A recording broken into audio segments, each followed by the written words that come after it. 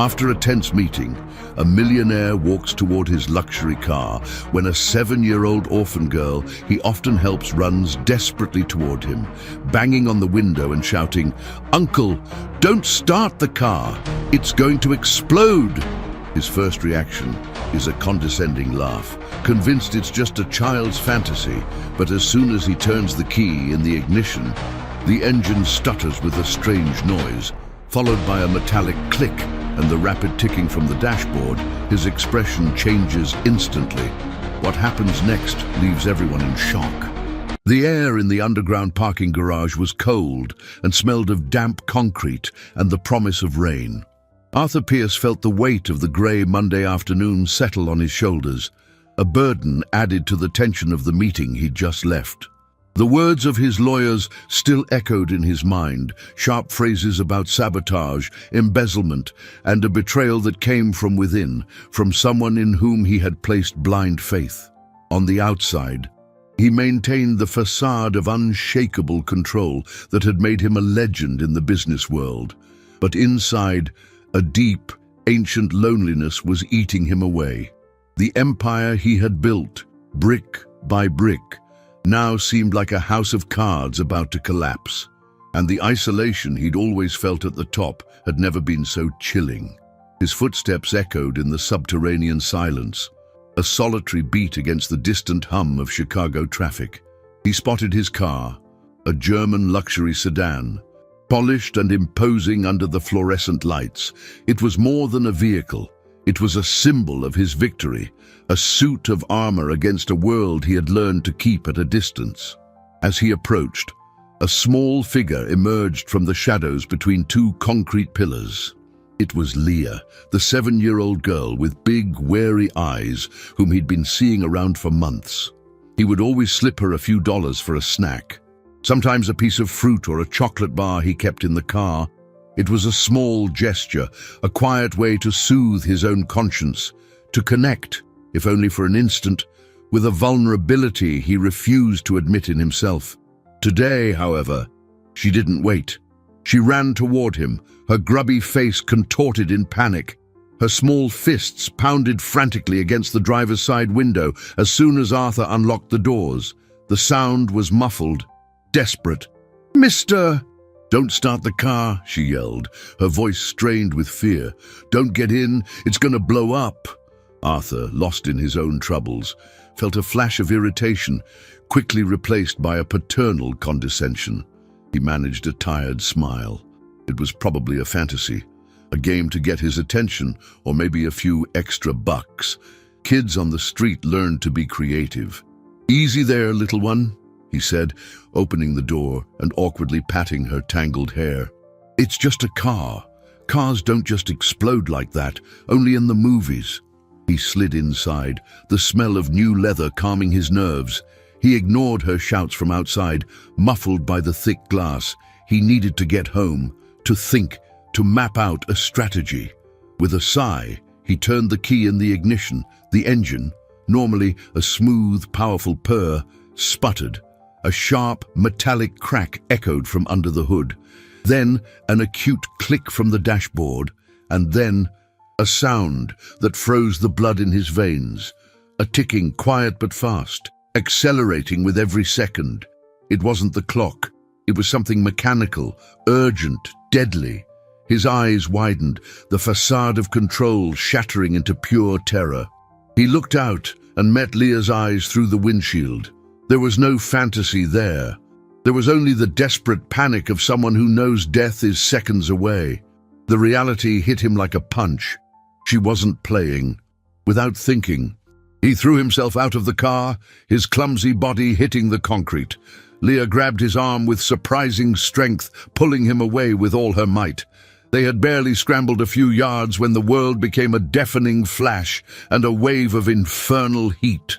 The explosion threw him forward, his body shielding the girl as a shower of twisted metal and shattered glass rained down on them, swallowing the grey afternoon in fire and darkness.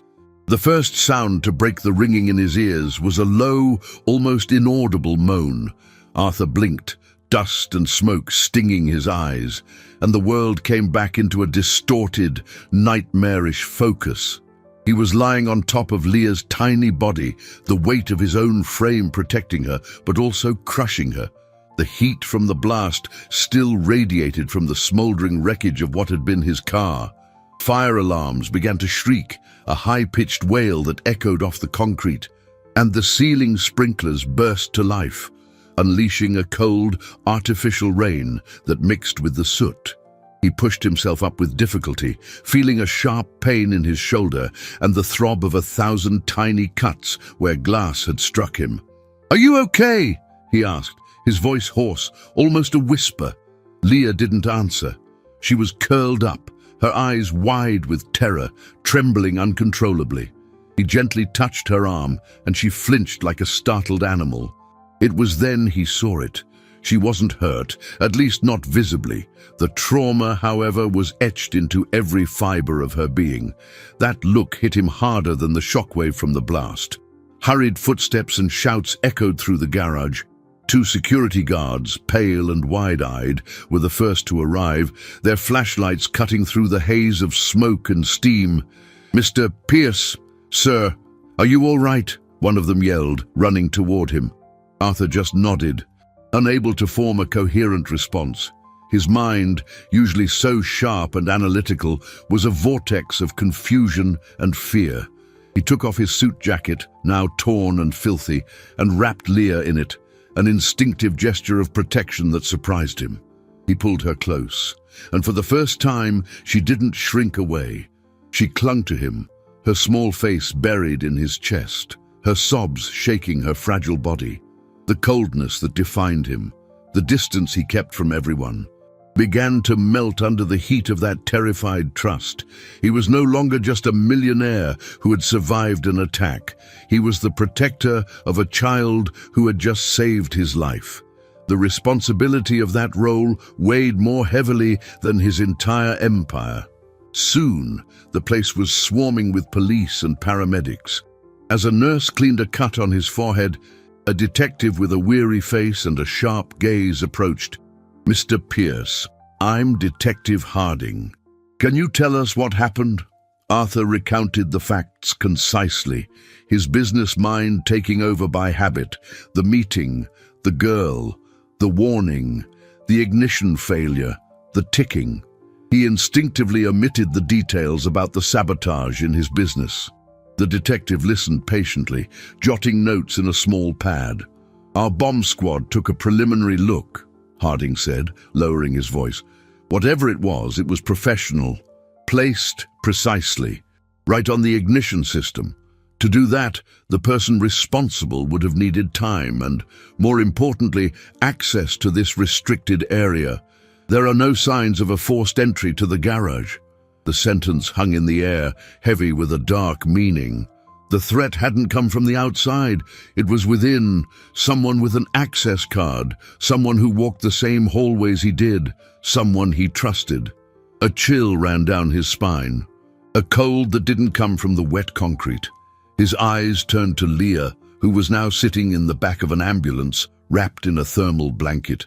She was looking at him, and in her eyes he saw the reflection of his own fear. She knew something. She had seen something, and with terrifying clarity, Arthur realized that the person who tried to kill him now knew there was a witness, and that witness was a helpless little girl the world barely knew existed. The first week after the explosion was a blur of sterile formalities and a creeping paranoia that seeped into Arthur's every thought. The police station, depositions, meetings with forensic experts. The world around him moved with bureaucratic urgency, but his mind was trapped in that underground garage, in the sound of the ticking and the terror in Leah's eyes. He had temporarily installed her in a guest room in his penthouse, an environment of aseptic luxury that felt more like a gilded cage than a refuge.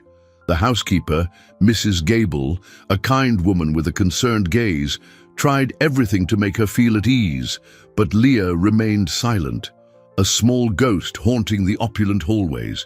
She barely ate, barely slept, and spent hours sitting by the panoramic window, watching the city below as if searching for a familiar threat on the unfamiliar streets.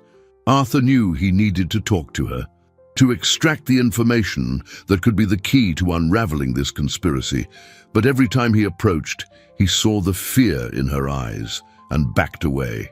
How could he pressure the child who had saved his life?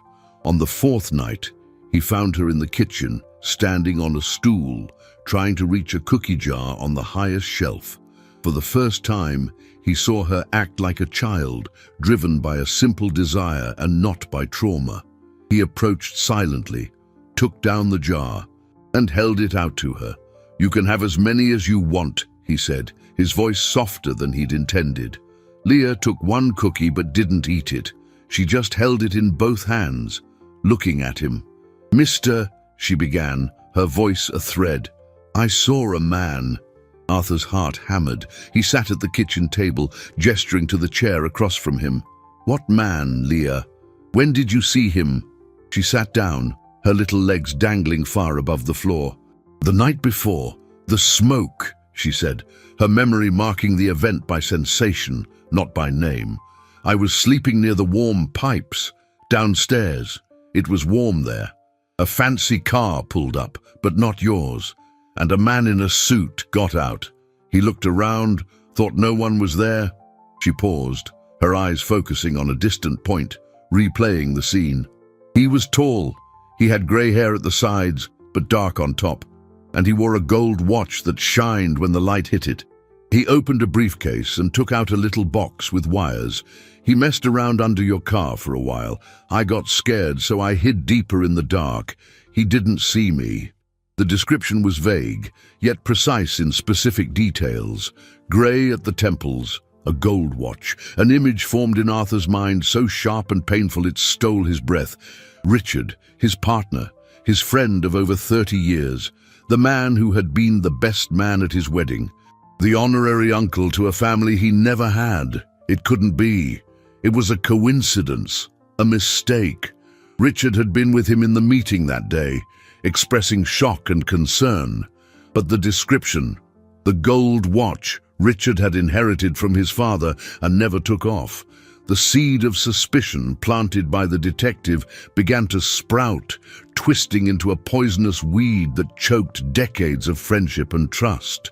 He looked at Leah, who was now nibbling on the cookie, oblivious to the earthquake her words had caused.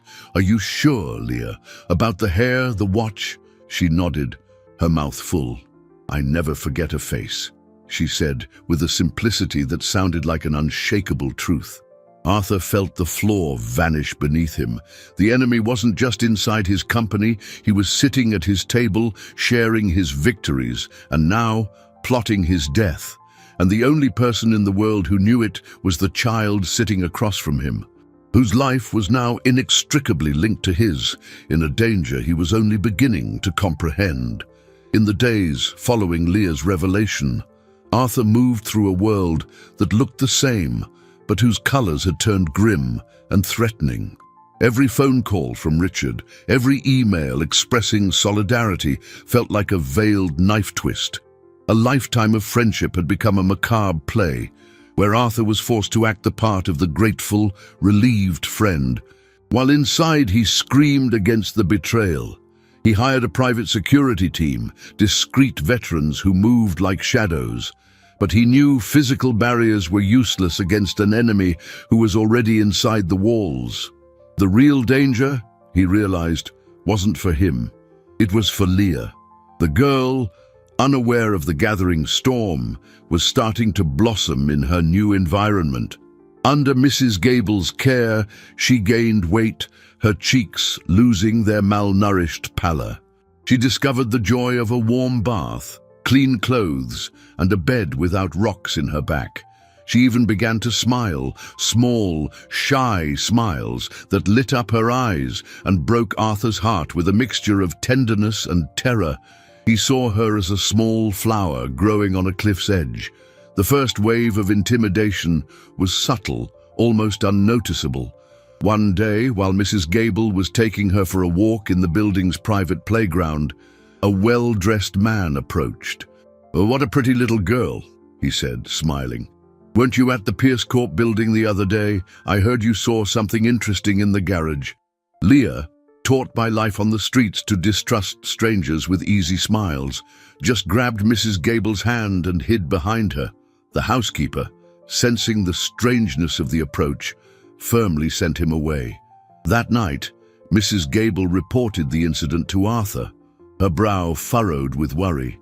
Arthur felt a chill in his stomach. They had found her, they knew where she was. The security of his luxury fortress was an illusion. The next day, a courier left a package at the front desk, addressed to our little friend from the garage.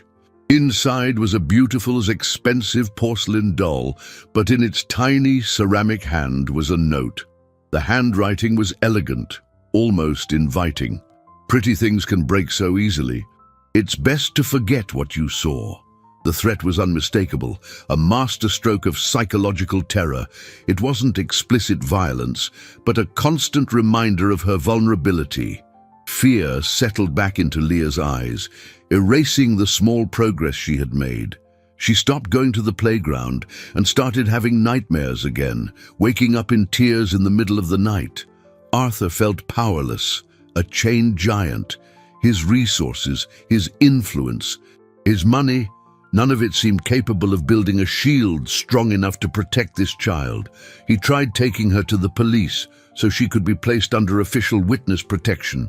They spent an entire afternoon in a stuffy room at the precinct, answering questions from a bored desk sergeant. That's when the hardest blow came. "We'll need her documents to start the process," the man said, not looking up from his computer screen. "Birth certificate, anything." Arthur looked at Leah, who shrank in her chair. "She doesn't have any," he replied, his voice strained. "She's an orphan. She lived on the streets." The sergeant sighed, a sound of bureaucratic frustration. "Sorry, Mr. Pierce. Without documents, she doesn't officially exist. We can't put her in any program. Legally, there's no one to protect." Those words hit him with the force of a death sentence. Leah wasn't just a witness. She was a ghost, invisible to the very system that was supposed to protect her, and that invisibility made her the perfect target. He was utterly alone in this fight, with a child's life in his hands and enemies closing in, testing the fences, waiting for the right moment to strike. The revelation of Leah's legal non-existence was like having the last safety net pulled away. Arthur found himself in uncharted territory where the rules of the corporate world, contracts, lawyers, negotiations, were useless. Here, in the underbelly of survival, only cunning and strength mattered, and he felt dangerously unprepared. His penthouse, once a sanctuary of power and isolation, now seemed like a glass prison, exposing them to an enemy who seemed to see through walls. The tension was palpable. Mrs. Gable, though brave, walked around the apartment with tense shoulders, startling at every ring of the doorbell.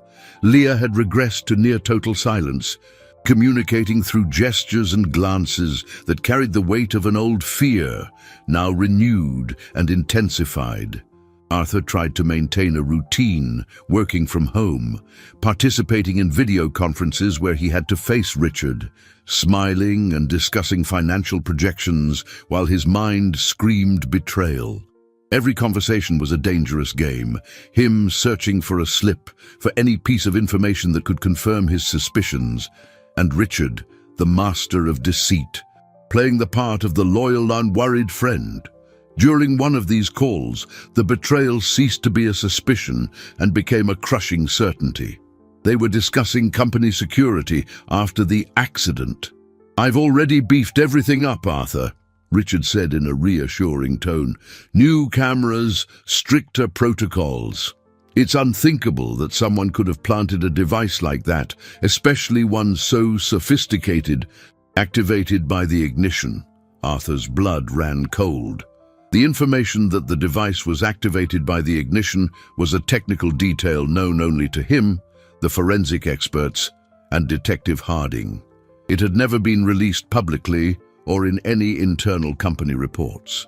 He kept his expression neutral, a mask of steel forged in years of ruthless negotiations. "You're right, Richard. It was a pro's job." But inside, Arthur's world shattered. 30 years of partnership, of family dinners, of mutual support through the hardest times, all of it crumbled to dust in that single sentence. The pain of the betrayal was visceral, deeper than the fear for his own life. Richard wasn't just the perpetrator. He was the architect of his ruin, and he knew all his weaknesses, all his moves. The confirmation of his enemy's identity galvanized him. Paralysis gave way to a cold determination. He knew he couldn't just sit by and wait for the next attack. He had to act, to get Leah out of the apartment that had become a target. He called an old contact, an ex-military man who now ran a security firm specializing in extractions and high-risk protection. As he spoke on the phone in his glass-walled office, he didn't notice that Leah, sensing the urgency in his voice, had approached. She heard fragments of the conversation.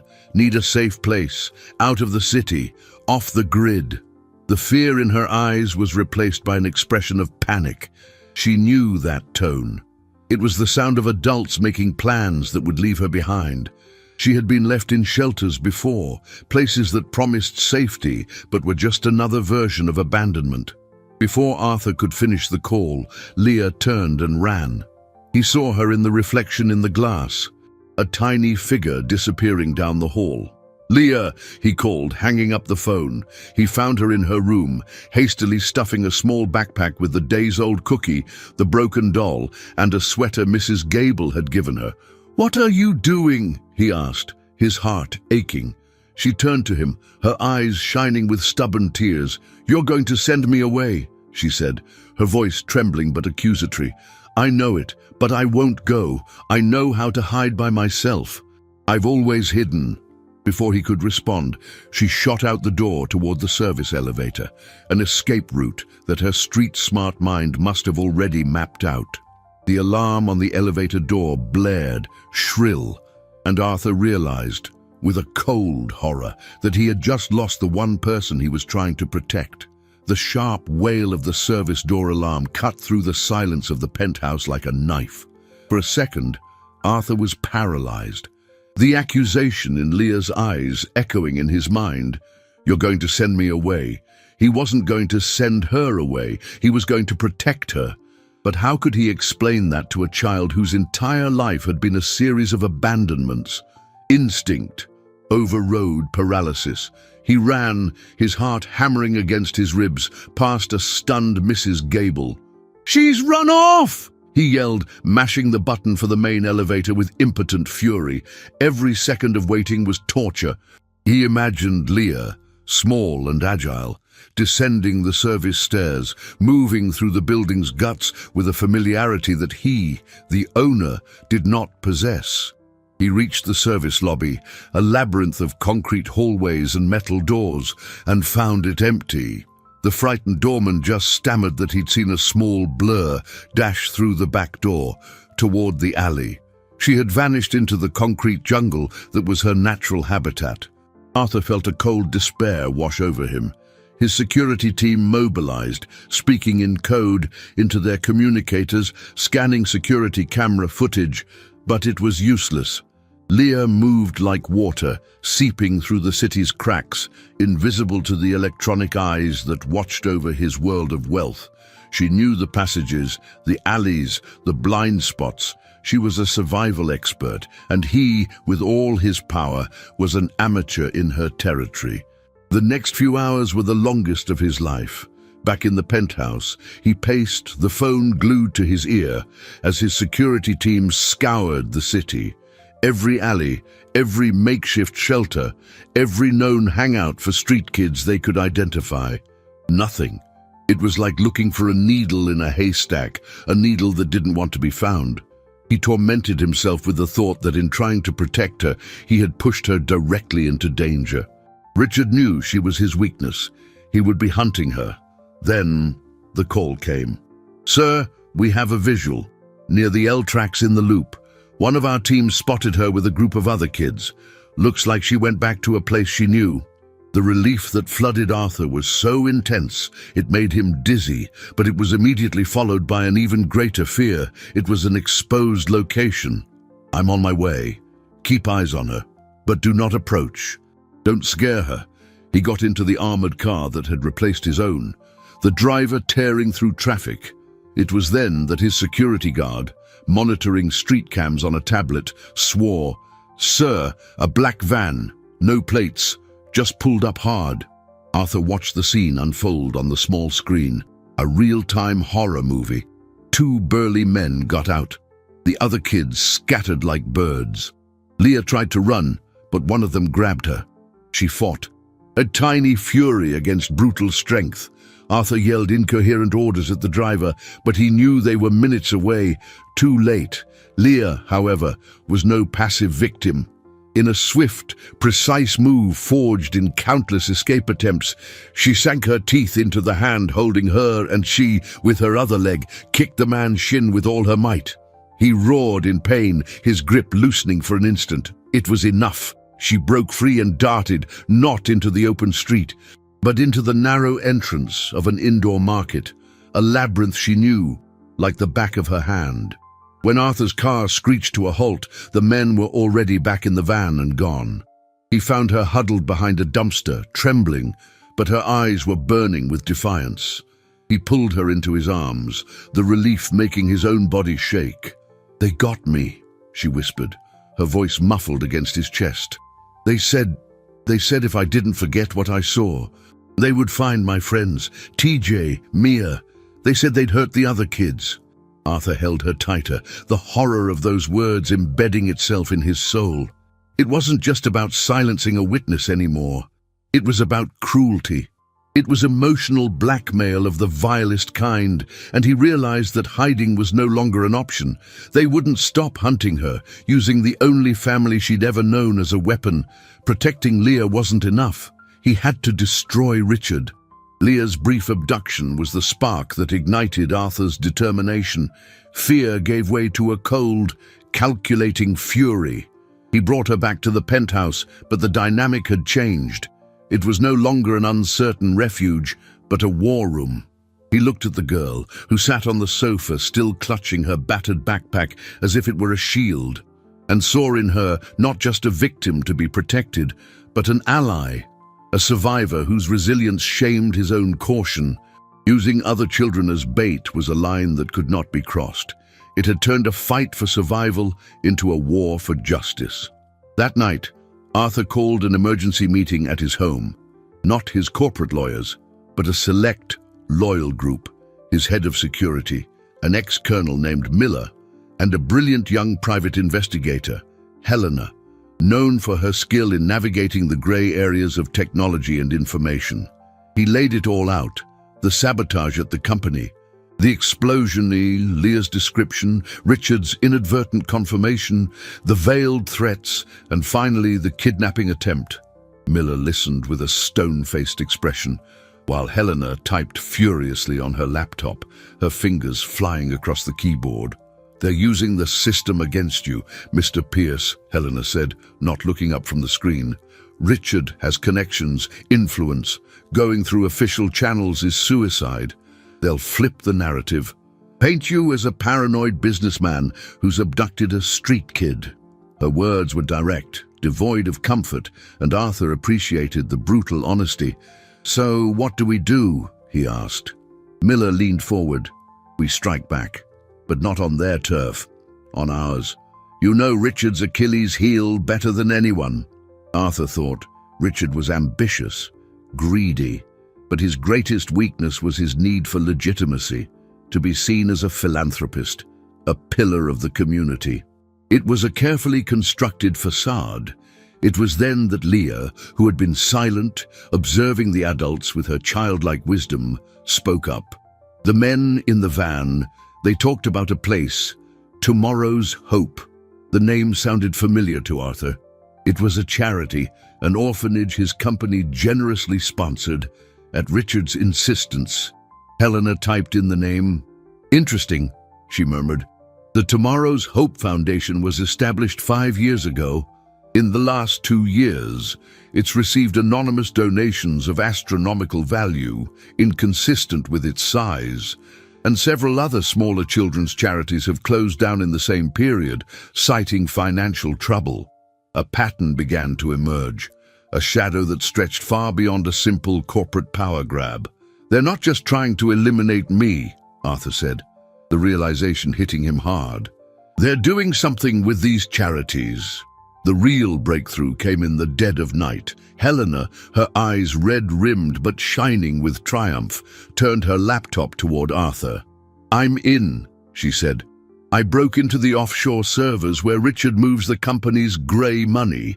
It's not about taking over Pierce Corp, it's about using it. He and a group of investors are systematically taking control of children's charitable foundations. They force the original owners, well-meaning people like you, out of the way, either through financial sabotage or more extreme methods.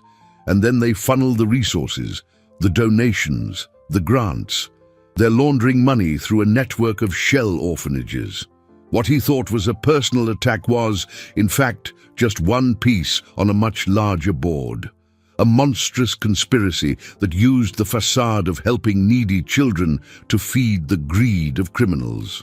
His company, his generosity, were being used as a weapon to destroy the very thing he was trying, however clumsily, to help. And Leah, the small witness, hadn't just seen his attempted murder. Without knowing it, she had stumbled upon the loose thread that could unravel the entire wicked web. Suddenly, their fight became much, much bigger. The revelation of the criminal scheme behind the attack transformed the atmosphere in Arthur's penthouse. Personal fear was replaced by a sense of urgent, terrifying mission. They were no longer just running from an enemy. They were hunting a monster that fed on the vulnerability of the most innocent. Arthur looked at Leah, who had fallen asleep on the couch, exhausted, the doll with the threatening note still clutched in her hands. A wave of fierce protectiveness washed over him. This girl, with her sharp observation and instinctive courage, was the key to exposing everything. But that also made her the most valuable and fragile target. The strategy shifted. Hiding was no longer enough. They needed proof, hard evidence that could destroy Richard's network once and for all, in a way his corrupt contacts couldn't bury. The word of a child with no paperwork against an influential businessman was worthless. They needed something irrefutable. The relationship between Arthur and Leah began to deepen, forged in the fire of the crisis. He was no longer just a distant benefactor or a clumsy protector. He spent hours talking with her, not to interrogate her, but to understand her. He heard about her life on the streets, about TJ and Mia, the small, improvised family she protected with the fierceness of a lioness. He learned about her fears, her simple dreams, to have a room with a window to see the stars, to eat pizza every Saturday. In return, he found himself confessing his own vulnerabilities, the loneliness that haunted him in the empty halls of his empire, the fear that his life would amount to nothing more than numbers on a spreadsheet. In those whispered dialogues in the sleepless nights, the barrier between the millionaire and the street kid dissolved. He began to see the world through her eyes, a world full of danger, yes, but also of small joys and a fierce loyalty he had never known in his business circles. As their emotional bond strengthened, the external pressure mounted. The kidnapping attempt had been a warning. Now, the intimidation grew bolder. Helena discovered that a smear campaign was being orchestrated against Arthur. Notes planted in gossip columns hinted at a nervous breakdown, erratic behavior, and an unhealthy obsession with a street child. It was Richard's play to discredit him, to prepare the ground for a narrative where Arthur would be the villain. His assets at the company began to be frozen under flimsy legal pretexts, orchestrated by lawyers in Richard's service. His financial power, his greatest weapon, was being systematically dismantled.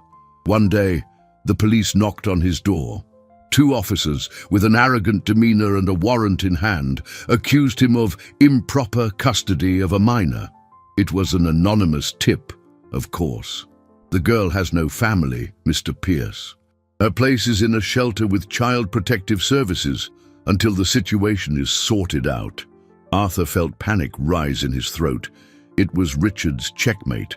By separating him from Leah, he would leave her completely exposed and vulnerable, at the mercy of the system he controlled. Using his best tone of authority, Arthur managed to buy time, calling in his own lawyers. But the threat was real and imminent. The legal system, the last safeguard of justice, was being twisted and used as a weapon against them. The door of the gilded cage was closing, and their time to find a way out was running out. The door closed with a soft click, but to Arthur it sounded like the bolt of a cell door locking. The police were gone, for now.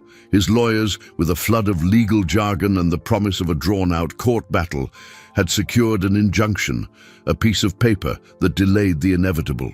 But the threat hung in the air of the penthouse.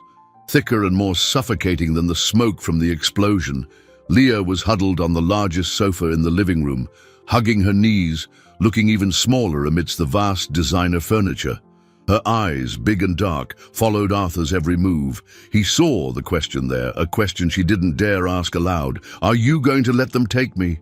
That look shattered the last of his composure. He walked over and sat on the floor in front of her, putting himself at her level, a gesture of submission to her pain. "They are not going to take you, Leah," he said, his voice thick with an emotion that surprised him. "I promise, no one will ever take you away from me." It was no longer a protector's promise to his ward. It was the oath of a father. In that moment, under the threat of losing her to a cruel and manipulated system, he understood the depth of his feelings. This girl wasn't a burden, a responsibility, or a witness. She had become the center of his universe, the anchor that kept him from being swept away by the current of his empty life. He held out his hand, and after a moment's hesitation, she placed her small hand in his. It was a silent pact, sealed in shared fear. Helena and Miller, who had watched from a distance, came closer. "The injunction buys us 48 hours. Max," Miller said, his voice grave. "After that, Richard will have another judge in his pocket, another court order. We're on the clock." Helena agreed, her face illuminated by her laptop screen. "The smear campaign is escalating. Soon, public opinion will be against you. We need something big, something they can't bury." Arthur looked at Leah, whose hand still rested in his. "The proof is right here," he said softly. But I don't know how to get to it without hurting more." He turned to the girl. "Leah, I need to ask you something very hard. I need you to go back to that night in the garage, not the scary part. Think about the sounds, the smells, the man in the suit. Was he alone the whole time?" Leah frowned, a child's memory being a labyrinth of sensations. "He was talking," she said quietly, "into a little black box, like yours. A cell phone. He talked low. Angry?" Arthur leaned in, his heart pounding. "Can you remember any words? Anything at all?" Leah closed her eyes, her small face concentrated. The silence in the room was absolute, broken only by the hum of Helena's electronics. "He talked about angels," she whispered, "about an angel who was going to fall." Arthur and Helena exchanged a look. What did that mean? A code? A metaphor? "And he said a name," Leah continued, her voice even lower, as if she feared the walls were listening. "He said it again and again, said he was next. He said, Sterling." And then he laughed. The name hit Arthur like a lightning bolt. Walter Sterling, an elderly, reclusive philanthropist, owner of one of the largest independent networks of children's shelters in the country. A man known for his unbending integrity, who for years had refused to sell his institutions to large corporations. He was the next target. And then Leah added the final piece, a phrase she had overheard the man repeat on the phone, a phrase that would seal all their fates. He said that Operation Fallen Angel was almost complete. Operation Fallen Angel. The words hung in the air, sinister and revealing. It wasn't just greed, it was a plan with a name, with stages, with targets. Walter Sterling was the next angel to fall, and Arthur had been just another obstacle in the way. Helena typed with a feverish speed, her eyes scanning lines of code and data. "Sterling," she muttered. "It makes sense. He's the biggest independent player. His institutions are a model of honest management. Taking them would give Richard's network immense legitimacy, plus access to millions in international grants. But Sterling is a tough nut to crack." Miller interjected, his tactical mind running scenarios. "If they're planning something against Sterling, it will be soon. And it won't be subtle like it was with you, Arthur. After your accident, they know they need to be faster and more definitive. We have to warn him." Arthur reached for his phone, but Helena stopped him. "No, his phone is almost certainly tapped. So is yours. Any direct contact will alert them that we know. They could accelerate the plan or, worse, disappear. They were trapped.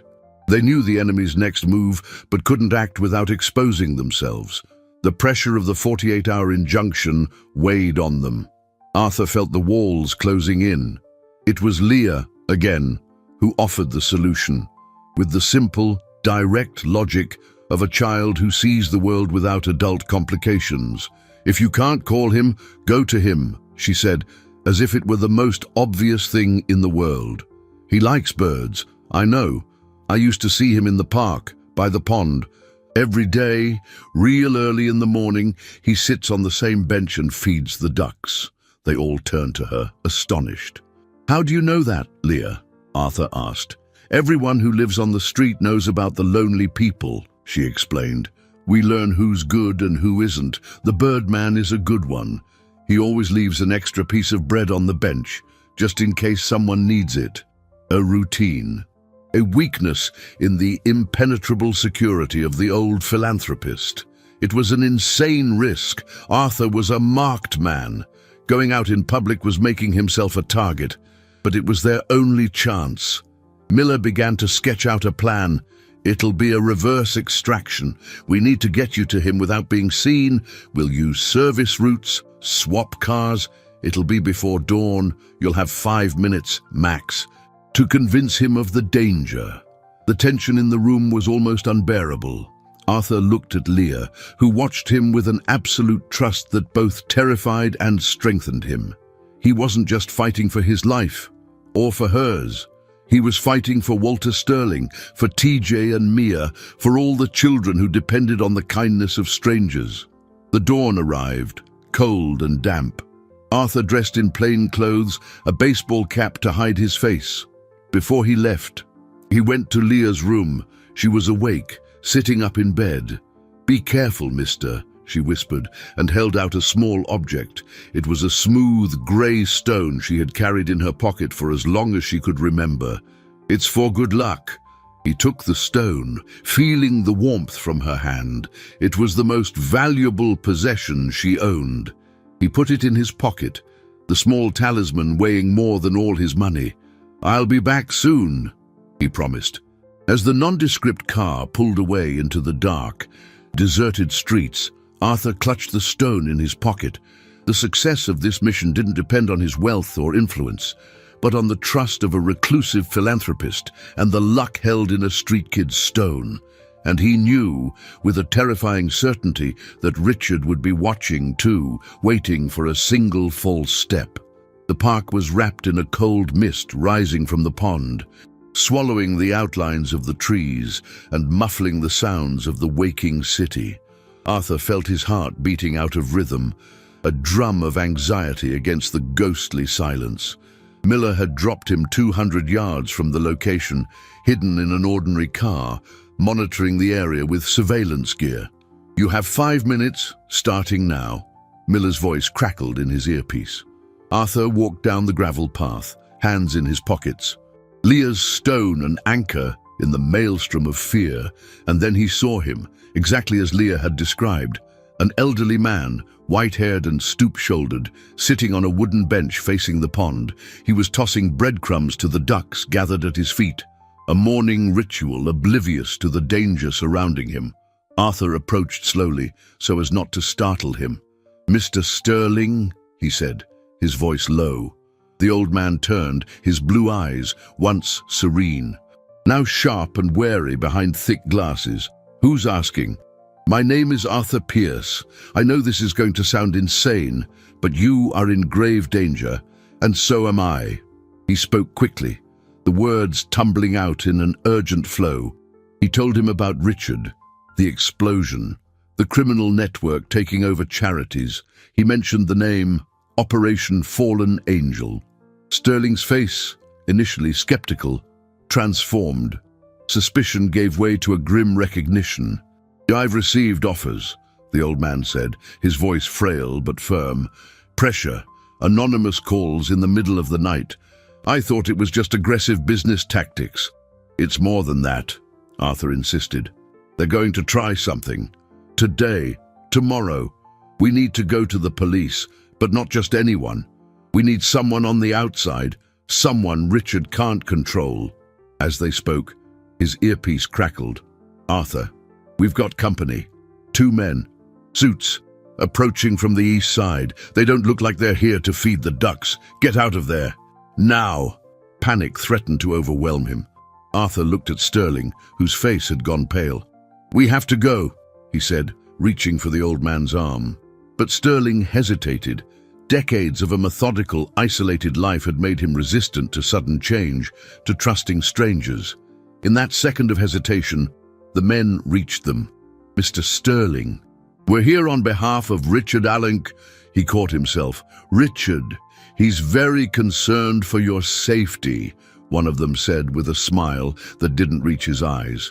The other moved subtly to block Arthur's escape route. It was a trap. They weren't there to hurt Sterling. They were there to take him, to isolate him, to force him to sign whatever they wanted. Arthur was cornered.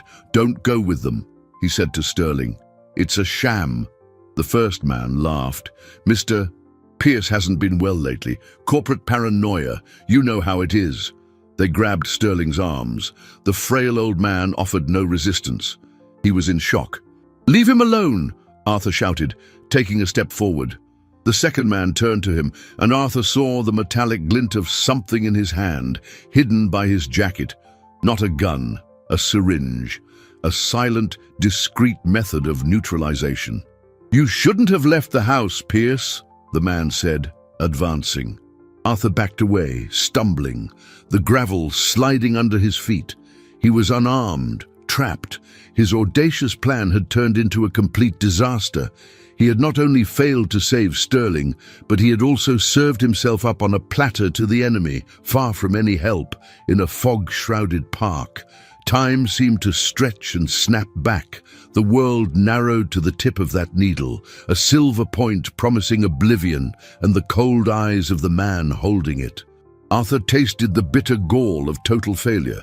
He had left his fortress, exposed his only valuable witness, himself, and was now about to be silently neutralized while Walter Sterling was taken to an unknown fate.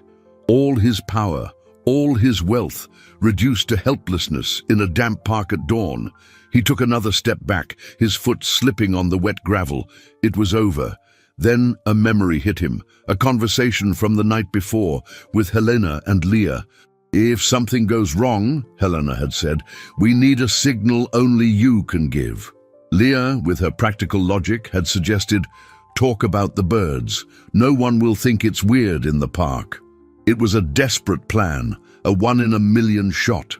With the man and his syringe a step away, Arthur threw his head back and yelled, not at the thugs, but at the empty air. "The birds need to fly. Let the birds fly free." For an instant, the 2 men looked at him like he was insane, and then all hell broke loose. A deafening, piercing sound tore through the morning silence. Not a car alarm, but the park's own security system, hacked by Helena, shrieking at full power. Simultaneously, the irrigation sprinklers erupted in violent, icy jets of water, not a gentle spray, but a disorienting deluge. Strobe lights, normally used for evening events, flashed frantically, turning the mist into a pulsating nightmare of light and shadow. The men, caught completely off guard, recoiled, shielding their eyes and ears. In the confusion, Arthur grabbed Sterling's arm. "Now!" he yelled over the din. They ran, blinded by the water and lights, the men's shouts lost in the cacophony. Miller's car materialized from the mist like a ghost, the back door already open. They threw themselves inside and the car sped away, leaving the orchestrated chaos behind. Back at the penthouse, adrenaline gave way to trembling relief. Sterling, wrapped in a blanket, told his story. He confirmed the pressure, the veiled threats, and provided names, dates, and details that could, on their own, launch a federal investigation. Helena recorded everything, her eyes shining. "This is it," she said. "We have enough. With his testimony, we can go to the right person. A prosecutor I know who can't be bought." It felt like a victory. They had rescued the target, gotten the proof they needed. Arthur felt a surge of hope, the first in weeks. He looked at Leah, who was standing beside Sterling, offering him a glass of water with adult-like seriousness. She smiled at Arthur, a genuine smile of pride and relief. At that moment, Arthur's personal cell phone, the number only his innermost circle had, rang. An unknown number. He answered, putting it on speaker. "I liked your trick in the park, Arthur." Richard's voice came through, calm and venomous. "Very creative, but now the game has changed." Arthur's stomach turned to ice. "It's over, Richard. We have everything." Richard laughed, a sound devoid of humor. "You think so? I have something too. In fact, I have two things, or rather two children. Their names are TJ and Mia, I believe." The glass of water slipped from Leah's hand, shattering on the floor. Her face transformed into a mask of pure horror. "They're here with me at the Tomorrow's Hope headquarters," Richard continued. "Them and about a dozen of their little friends. So here's my final offer. You and the girl come here alone, or the next donation this orphanage receives will be a group of children for an exchange program no one has ever heard of. You have 1 hour." The line went dead.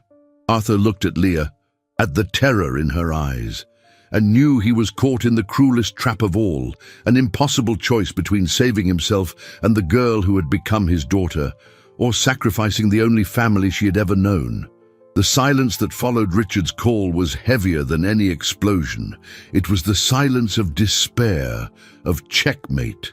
Leah was frozen, the shards of glass at her feet reflecting the horror on her face. The tears she had held back for so long finally fell, silent and devastating.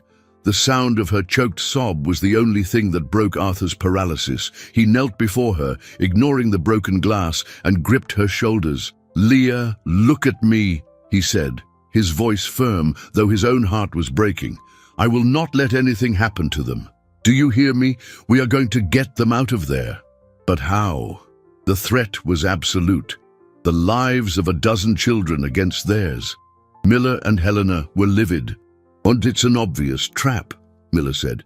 "If you go in there, you're not coming out." Helena agreed. "He wants you both.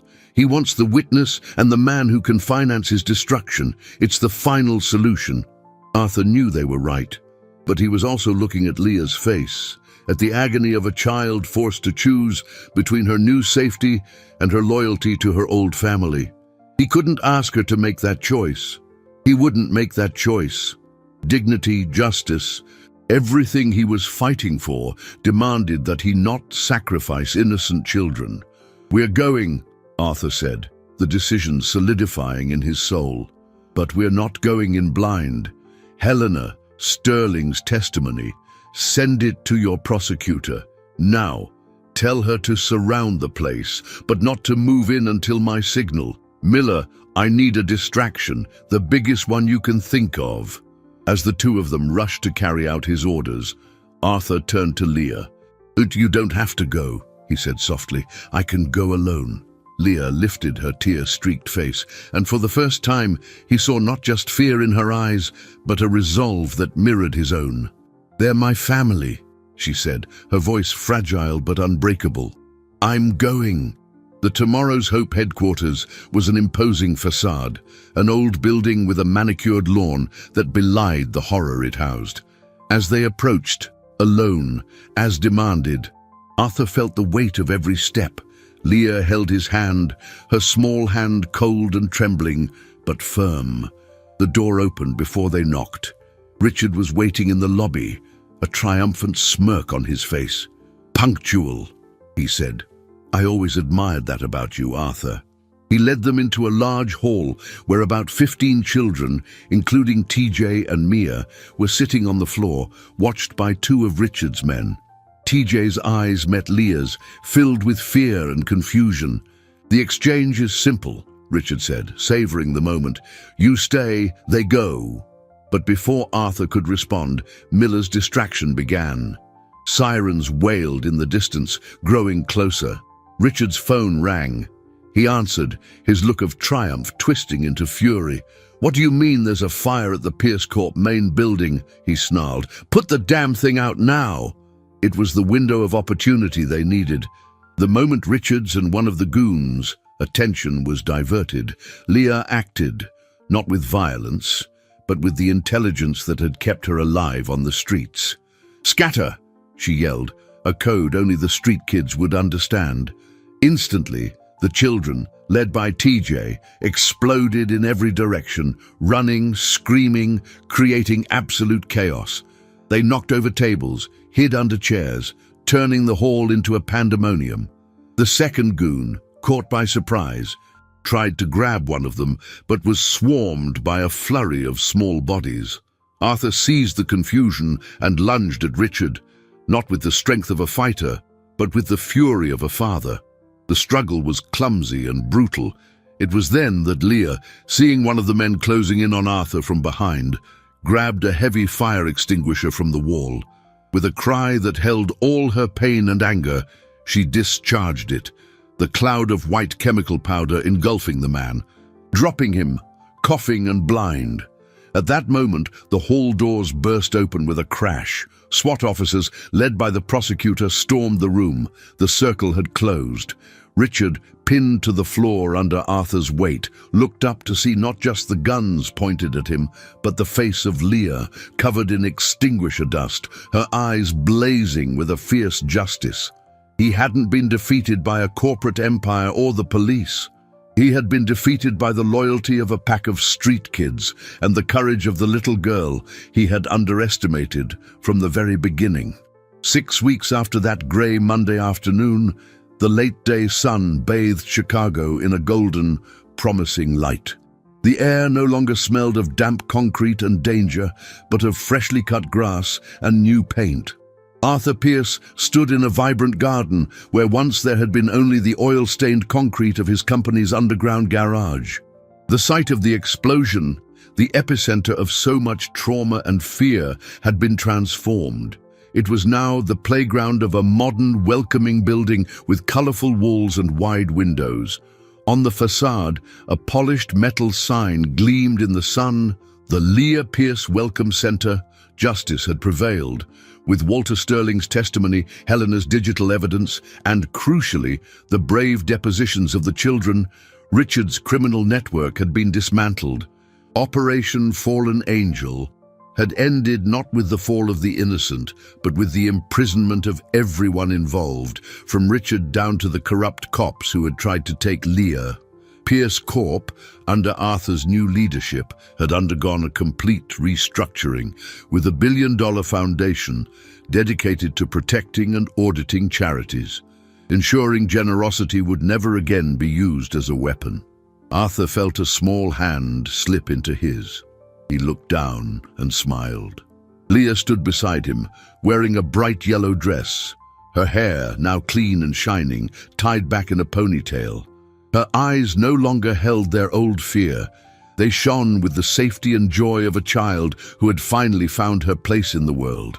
The adoption process had been finalized the week before. She was, officially and emotionally, his daughter. "They're here," she said, pointing toward the gate. A colorful school bus pulled up, and out poured TJ, Mia, and all the other children who had been rescued from tomorrow's hope. They were no longer scared orphans. They were the first residents of the center, a place that offered not just shelter and food, but education, counseling, and above all, a family. They ran across the garden, their laughter filling the air, a sound that was the sweetest victory of all. Mrs. Gable, now the center's administrator, watched over them with a maternal smile, while Walter Sterling, his health and spirit restored, chatted animatedly with a group of children, teaching them how to make paper boats. True wealth, Arthur realized, was not in the skyscrapers he had built, but in this garden, in the sound of that laughter, in the feeling of his daughter's hand in his. He crouched down to her level. "Do you remember that day?" he asked softly. "The day of the smoke." Leah nodded, her face serious for a moment. "I remember," she said. "I was scared."